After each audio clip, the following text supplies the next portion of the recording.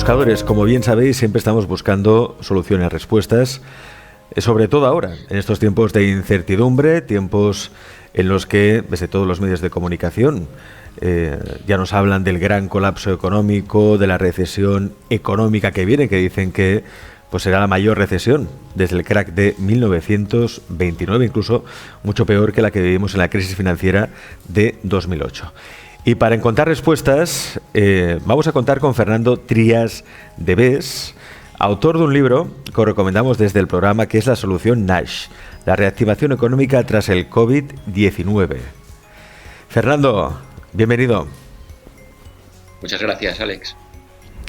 ¿Es cierto que nos encaminamos a un gran colapso económico mundial?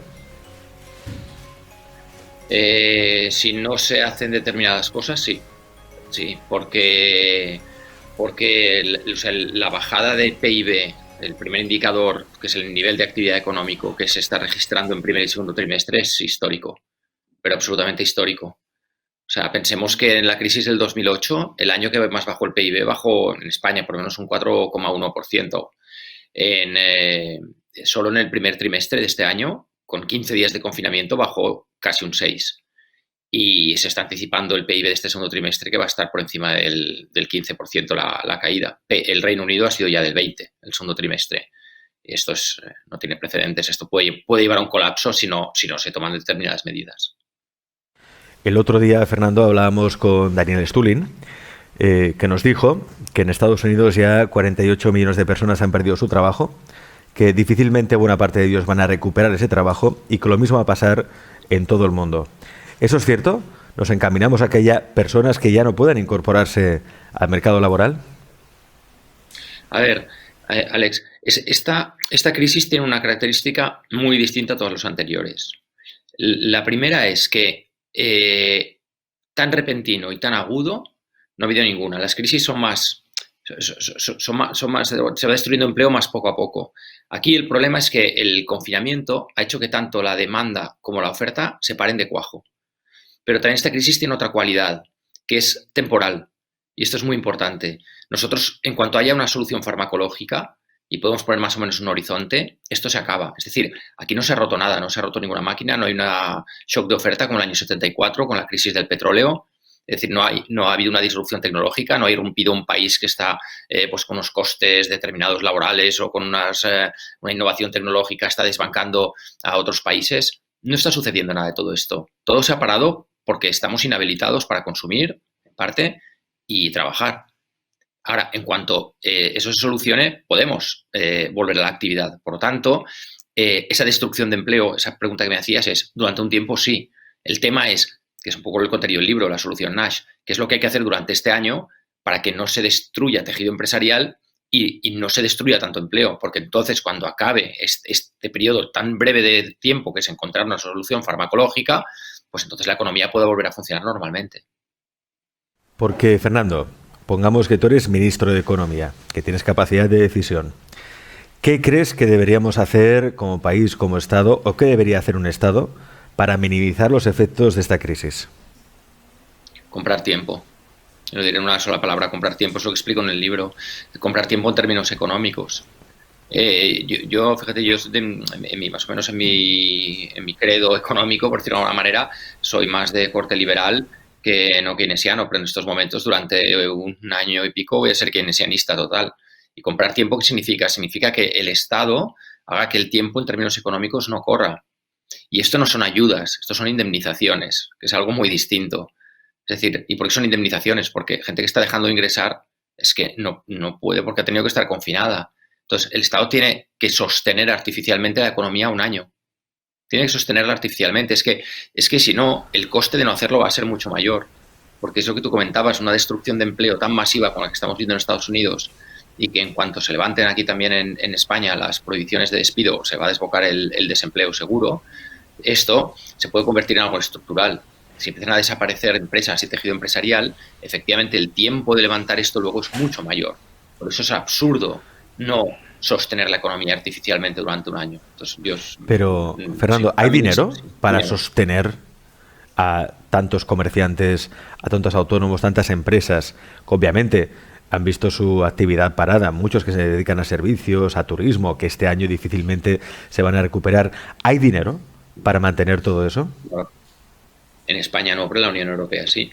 Es decir, el problema es que España nos ha pillado esto con un nivel de endeudamiento que no permite que podamos sostener esto nosotros. Los cálculos que yo hago puede ser de un 15-20% del PIB, que es mucho, soy perfectamente consciente. Lo que pasa es que ya no tenemos capacidad de endeudamiento, no nos dan en los mercados o nos lo van a dar a un coste inasumible. Pero la Unión Europea, que tiene la política monetaria, sí que puede. Y en este sentido, yo creo que la Unión Europea tendría que hacer unas políticas a través del Banco Central Europeo de sostener las economías durante un año. Y luego ver cómo hacemos con eso. Si luego se hacen algún tipo de quitas, si se devuelve en 40-50 años, hay una parte que se hace deuda perpetua, luego se puede estudiar cómo esto luego se acomete. Pero es que yo creo que es la única solución posible. Fernando, en nuestro programa, si hiciéramos seguramente un análisis, una estadística, el 90% son autónomos, profesionales libres, que trabajan por cuenta propia. Y el otro día en el chat muchos nos preguntaban, ¿no? ¿Qué podemos hacer? Si es cierto que viene una recesión económica, que va a bajar el consumo, ¿qué puede hacer un autónomo? Fernando. Un autónomo es que lo tiene más complicado. Tiene una ventaja, que el autónomo puede de alguna manera reorientar parte de su actividad hacia ciertos clientes, hacia ciertos servicios.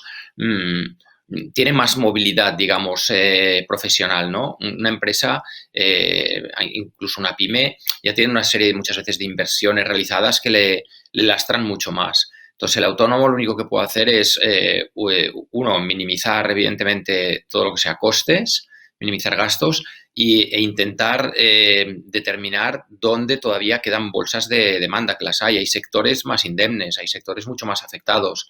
Entonces, bueno, el autónomo va a sufrir. Yo también soy autónomo, los autónomos vamos a sufrir y lo que tenemos que hacer es aprovechar nuestra agilidad y flexibilidad que nos permite ser pequeños, ser solo uno, para reorientar tu línea de servicios y tu clientela y tu ámbito geográfico, no hay otra. De hecho, en entrevistas que hemos hecho, testimonios que hemos compartido en el programa, vemos que buena parte de estos pequeños empresarios autónomos se están dedicando sobre todo al mundo digital. Muchos que estaban acostumbrados a ofrecer un servicio presencial lo orientan ya al mercado online, al mercado global. Pero también se está diciendo, o dicen algunos economistas, Fernando, que es el fin de la globalización. Con lo cual, sí, nos vamos a orientar al mercado global, ofrecer nuestro servicio al mundo, pero por otra parte nos dicen que es el fin de la globalización. Difícil tema. Sí, a ver, yo el fin de la globalización no lo veo. Lo puedo ver en algunos bienes de producción. Puedo entender que a nivel importación y exportación de ciertos productos o bienes sí que se pueda producir algo así. Pero precisamente autónomos en servicio, bueno, y excepto algunos sistemas en temas de import-export, ¿no? Que también los hay, yo creo que eso va a continuar y a nivel servicios todo lo contrario, se va a expandir más. Una de las cosas que se ha visto en la pandemia precisamente es que en el sector servicios la globalización es mucho más factible de lo que pensábamos. Hay mucha gente que se ha puesto a subcontratar servicios por online más allá de sus fronteras.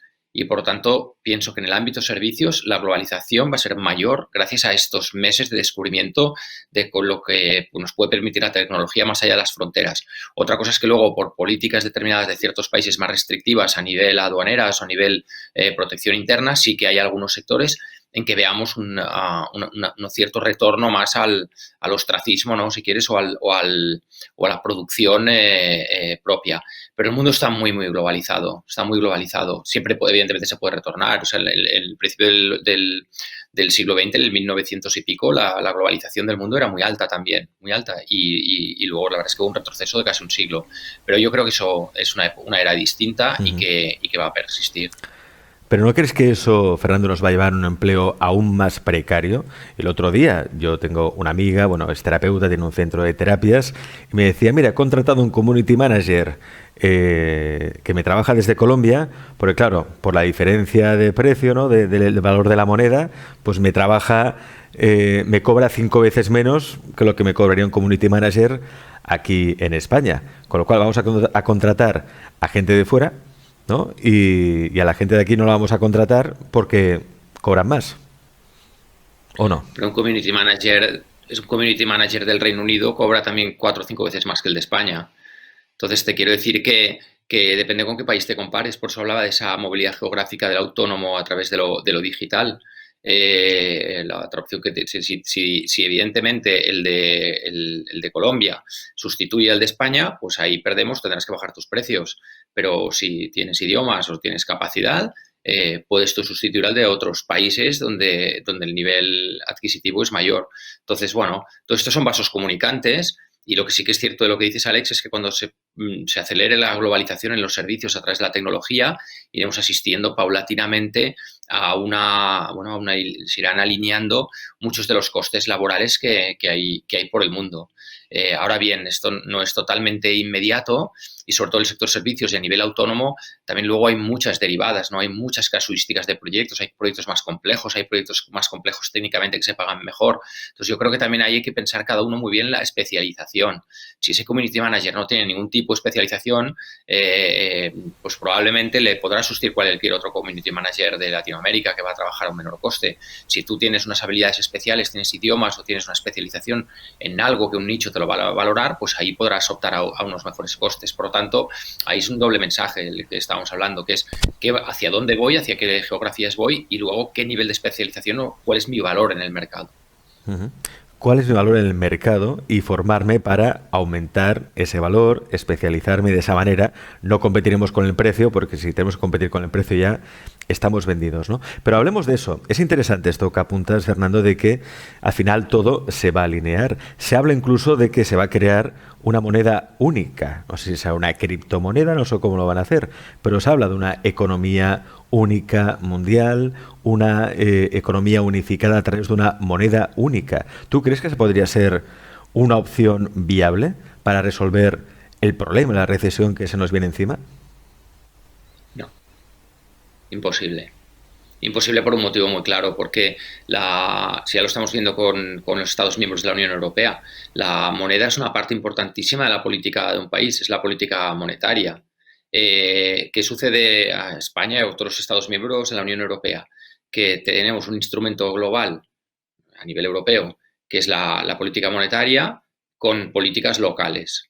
Entonces, un país, en el momento en que cede el control de una moneda, para tener una moneda global, y lo cede a cualquier tipo de institución global que gestione esa criptomoneda, has perdido toda posibilidad de gestionar la política monetaria de tu país. Entonces, ningún país va a querer esto.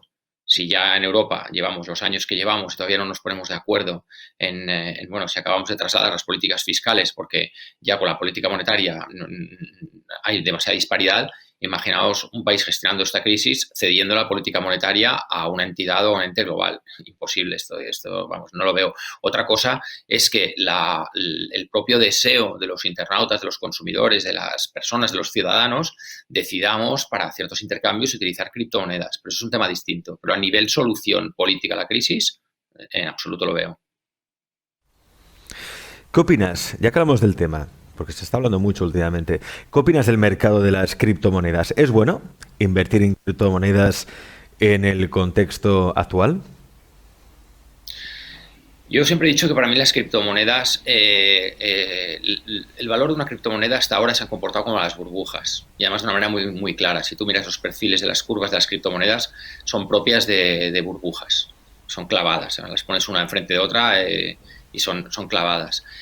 Vamos a repasar conceptualmente qué es una moneda. Una moneda es un medio de intercambio y un depósito de valor. Son las dos cosas. Pero esto es muy importante. No es solo un modo de intercambio, es también un depósito de valor. Entonces, yo creo que las criptomonedas como medio de intercambio son buenas, pero no lo son como depósito de valor. Porque toda moneda tiene que tener detrás lo que se llama un contravalor en el balance. Es decir, dentro de una moneda al final hay algo que respalda, hay un país o hay la Unión Europea, es decir, siempre hay un banco central que de alguna manera avala que el valor de esa moneda que uno tiene, su ahorro está respaldado en esa moneda, que no se hacen tonterías con esa moneda, que esa moneda tiene unas políticas de tipo de interés cautas, responsables con los ahorradores, que de alguna manera la creación de moneda al mismo tiempo también protege el interés del ahorrador.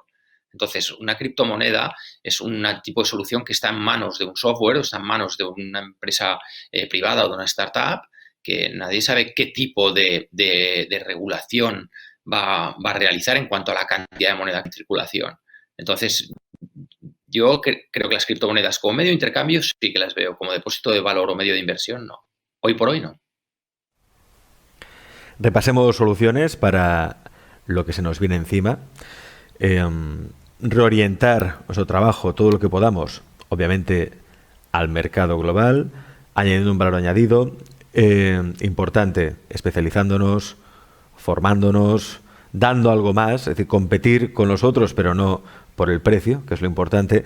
Por parte de los estados, ¿qué medidas tomar? Pues obviamente soportar, al menos durante un año, con indemnizaciones a aquellos trabajadores o empresarios que se han visto muy afectados por la crisis del coronavirus. A partir de aquí también, tú, por ejemplo, Fernando, verías viable una renta mínima.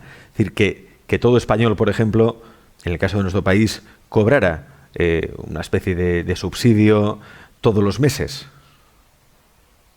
Yo no creo en la renta mínima, yo creo en el trabajo mínimo. Es decir, la renta mínima a cambio de nada, yo esto no lo veo. No lo veo. Ahora, vinculado a algún tipo de labor o de tarea de cualquier índole y hay muchísimo trabajo por hacer, bueno, podríamos hablarlo en determinadas circunstancias. El concepto de la renta mínima no es tanto un tema, fíjate, conceptual de si estás a favor o no de ese concepto, sino de en cómo se aplica. En el cómo, para mí, está la respuesta, porque nosotros lo hemos visto, por ejemplo, con los planes de empleo rural que hubo en España y cuando pasó también con todos los temas de los cursos de formación. Todo este tipo de políticas, si no se aplican bien, son una fuente de corrupción y de economía sumergida tremenda. Tremenda. Porque hay muchas personas que, sí, bueno, vale, si yo no llego a este mínimo, entonces el Estado me ayuda con tanto. Entonces ya tienes servido el que si tienes algún trabajo, y dices, oye, ponme menos de tal, lo otro me lo pagas en efectivo, porque si no llego al mínimo y tengo la otra ayuda, empezamos ya con la picaresca. Entonces, todo esto depende muy bien de cómo se aplica y de cuáles son las sanciones que hay por incumplimiento de estos temas. Estos son temas muy serios, porque es mucho dinero y que pagamos todos los contribuyentes con los impuestos que se generan. Entonces, uno, a cambio de algo, a cambio de un trabajo, muy importante, porque si esto también ya da menos lugar a la picaresca, porque entonces ya dices, bueno, si tengo que hacer este trabajo a cambio de 300 euros, igual prefiero hacer otro por 300 euros que me apetece más. Y entonces ya dejas esa ayuda, ¿no? Y por tanto son temas que se tiene que estudiar muy bien el cómo se implementa. Y otra cosa luego también es la duración de estas medidas. Yo siempre digo que evidentemente los estados están para redistribuir renta y para dar igualdad de oportunidades a todo el mundo, pero no para sufragar o para tener permanentemente a una persona cubierta. Eso no puede ser. Es malo para todos, para el Estado y para la persona. Pero si esa persona, por lo que sea Fernando, no logra incorporarse al mercado laboral, ¿qué hacemos con ella? Hablo de personas incluso mayores que quizá les costará reciclarse o formarse para el nuevo mercado, para lo que viene. ¿Qué podemos hacer con ellos? Por eso que explicaba que pues tú tienes algún tipo de prestación, pero que sea una contraprestación. Es decir, el Estado tiene muchísimos frentes donde hacer trabajo, muchísimos, tanto en temas de dependencia. Estamos hablando que tenemos una ley de dependencia que no hay dinero para ejecutar y estamos poniendo dinero en pagar dinero a otras personas para quedarse en casa. Bueno, pues que hagan trabajos de ese tipo. Es decir, el tema es si vamos a ir a una renta mínima segura, a una renta mínima a cambio de alguna contraprestación. Es que si no, si tú miras ya los datos en España de cuánta gente está contribuyendo y cuánta gente está recibiendo, es que en estos momentos, y con todo el respeto, pero el funcionariado, en el fondo, también se nutre de los impuestos. En estos momentos, 1 de cada 3 españoles está contribuyendo al gasto público que paga funcionarios e impuestos y 2/3 está recibiendo prestaciones o recibiendo sueldos del Estado. Es que esto es insostenible. Es insostenible. Hombre. Fernando, ya para acabar, me gustaría hacerte llegar una duda de muchos de los buscadores que se conectan a diario en nuestro chat y que están preocupados obviamente por el contexto económico al que nos vamos a abocar, ¿no? ¿El dinero en el banco está seguro o mejor retirarlo? Te explico por qué. Se está filtrando noticias de que la mayoría de estados van a hacer desaparecer el dinero en efectivo, para que esté todo en la nube o esté todo en los bancos, quizá también, supongo, para preservar el sistema financiero, que no haya un colapso, ¿no? Pero claro, hay gente que dice, esto de que quieran eliminar el dinero en efectivo quiere decir que se están protegiendo por un posible corralito. Eso quiere decir que mi dinero quizá en el banco no está muy seguro. Bueno, es un tema muy complejo para cubrir en un minuto o dos. Vamos a ver, el dinero en efectivo nunca va a desaparecer. Nunca va a desaparecer. Porque si no es posible mediante dinero del banco emisor, entonces sí que encontraremos una criptomoneda o otro medio de intercambio. Los campos de concentración de la Segunda Guerra Mundial, los prisioneros no tenían dinero, no les dejaban tener dinero. Pues utilizaban cigarrillos como medio de intercambio, porque cigarrillos sí que podían tener. Lo único que les dejaban tener se convirtió en su moneda.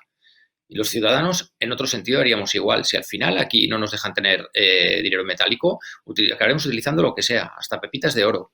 De verdad, o sea, se ha demostrado en la historia que todas las sociedades, todas las tribus, todas las comunidades van a utilizar un medio de intercambio propio, porque tú tienes derecho a dos cosas. Uno, a custodiar tu ahorro. Tú tienes que tener derecho a poder tener el dinero debajo del colchón si tú quieres. No puede desaparecer el derecho a la custodia de tu propio dinero, de tu propio ahorro. Por tanto, el ciudadano encontrará un medio alternativo, el que sea, y eso acabará siendo peor. Otra cosa es que se favorezca mucho o se dificulte mucho la tenencia de efectivo, que se favorezca mucho en los medios de pago digitales, que se encarezca el tener efectivo. Estas son otras medidas que al final hará que todos los ciudadanos prefiramos el dinero electrónico y así haya mayor control sobre el dinero. Pero la desaparición del efectivo es algo muy controvertido y veréis que si los estados lo intentan, al cabo de tiempo retrocederán porque verán que nos vamos a criptomonedas, otros medios de intercambio que son todavía más peligrosos para la sociedad porque entramos en los mercados negros de dinero. Esto en Argentina, por ejemplo, los corralitos ya pasó, ¿no? Tenían el corralito y la gente pues se pagaba en dólares. Es que al final, esto ya lo conocemos en la historia de la economía. La solución Nash, la reactivación económica tras el COVID-19 de Ediciones Paidós, un libro que os recomendamos para estar al día, para prevenirnos de lo que viene y sobre todo, pues para sobrevivir en este mercado global. Yo creo que es un libro que da apuntes muy interesantes sobre todo lo que está pasando y lo que va a pasar. Fernando, muchas gracias por estar en Pandora. A vosotros, hasta pronto.